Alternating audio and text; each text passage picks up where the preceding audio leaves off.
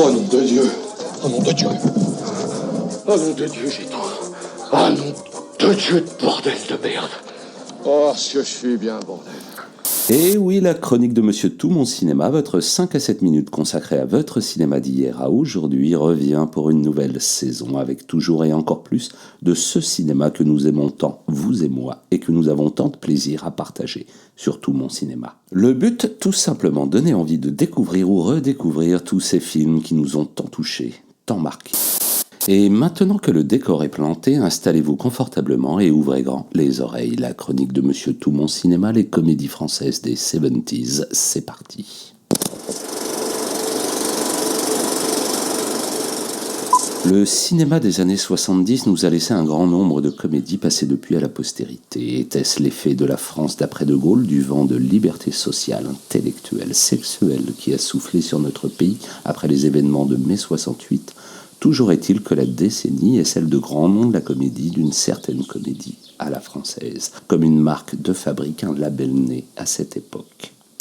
Penchons-nous d'abord sur une saga à succès, et pas des moindres, celle du Grand Blond avec une chaussure noire, immortalisée par celui qui a sans aucun doute marqué la décennie, l'acteur Pierre Richard, avec pas moins de 17 films au compteur, au titre bien évocateur pour certains, comme Le Distrait, Le Jouet, La Carapate ou encore Je suis timide mais je me soigne. Mais revenons à notre Grand Blond. Pierre Richard y incarne un personnage cher à Francis Weber, l'ami François Perrin.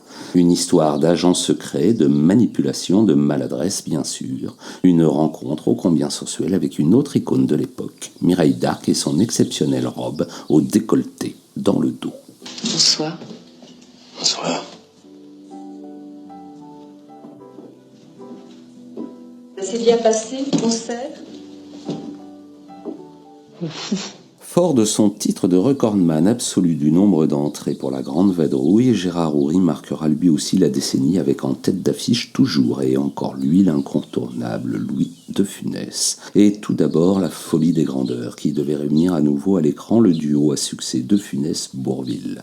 Mais ce dernier, emporté trop tôt par la maladie, n'a malheureusement pas pu être partie prenante de cette folie, remplacée finalement avec talent par Yves Montand. 2 années plus tard débarquent sur nos écrans Les Aventures de Rabbi Jacob, un pari fou traité d'amitié entre juifs arabes et un bon bourgeois français raciste, xénophobe, antisémite, déguisé en rabbin orthodoxe avec barbe et papillote, avant de clore sa décennie avec l'incontournable talent comique de l'époque Pierre Richard. Ce sera La Carapate suivie du coup de Parapluie. Une décennie où le succès sera une fois encore au rendez-vous pour Gérard Houry.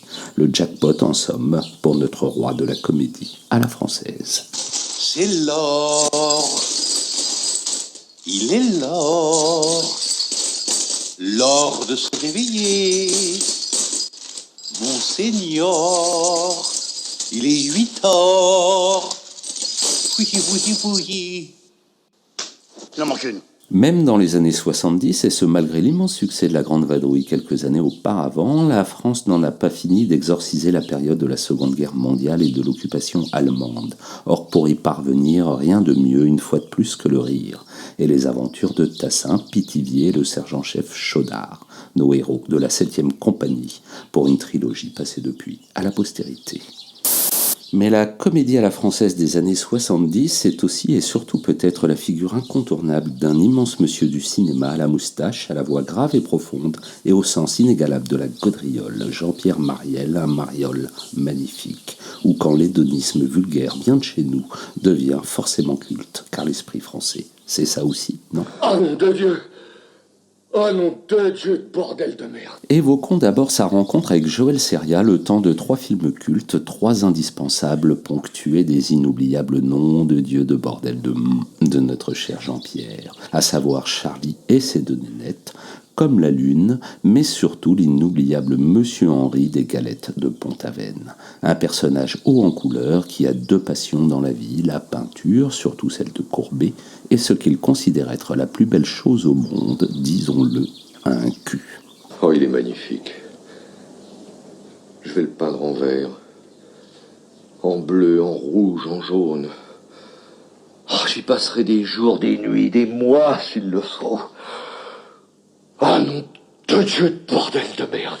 Mais Jean-Pierre Mariel, dans les années 70, c'est aussi le cinéma de Lautner et l'étonnant On aura tout vu avec un Francis Weber au scénario. Ici, on nous conte les mésaventures d'un certain François Perrin, joué bien sûr par Pierre Richard, qui se rêve en grand réalisateur de cinéma d'auteur. Mais son Roméo et Juliette politique et platonique finira entre les mains du producteur de films pornographiques Bob Morlock, incarné par notre Mariel. Ou quand Le miroir de l'âme devient La Vaginale, un film de François Perrin. Oui, on a envie de voir, c'est sûr. Et c'est pas vulgaire. Ah non. Ah non, non, c'est très bien. Bravo, Ploumenec. Mais ça n'a plus rien à voir avec l'histoire. On ne peut évidemment pas évoquer Mariel sans parler de son ami de toujours, le flegmatique Jean Rochefort, que l'on retrouve à ses côtés dans le cinéma de Blier, Bertrand Blier, et son pamphlet antiféministe Calmos. On y croise un curé truculent, des cohortes d'hommes fuyant la vie conjugale et une armée de combattantes féminines. On y parle bien sûr de bonne chère, mais aussi d'une certaine rue, Gustave Flaubert. Pardon, monsieur, la rue Gustave Flaubert, s'il vous plaît. Qu'est-ce que vous allez foutre, Gustave Flaubert? Ça ne me regarde pas, monsieur. Alors m'emmerdez pas, c'est tout ce que je vous demande. Oh, il est très aimable. En quel honneur? Ça, c'est incroyable. Je lui demande un renseignement, il m'insulte. De quel droit vous lui demandez un renseignement? Même dans la rue, on peut plus avoir la paix maintenant. Vous veniez nous les briser jusque sur les trottoirs. Y a pas de renseignement, y a pas de rue Gustave Flaubert, y a plus rien. Vous voyez pas que c'est un homme fatigué? À deux doigts du break? Vous cherchez l'incident ou quoi? Et voilà, c'est fini pour cette fois. En attendant les prochains épisodes, retrouvons-nous sur Facebook, YouTube, Insta et les autres pour partager sans modération notre cinéma d'hier à aujourd'hui. Pour nous suivre, un simple hashtag « Tout mon cinéma suffit » et surtout, n'hésitez pas à vous abonner, liker, noter, commenter, car, comme aurait dit Jean-Claude Duss, vas-y, fonce. On sait jamais, sur un malentendu, ça peut marcher. et à très vite, ici ou ailleurs sur la toile.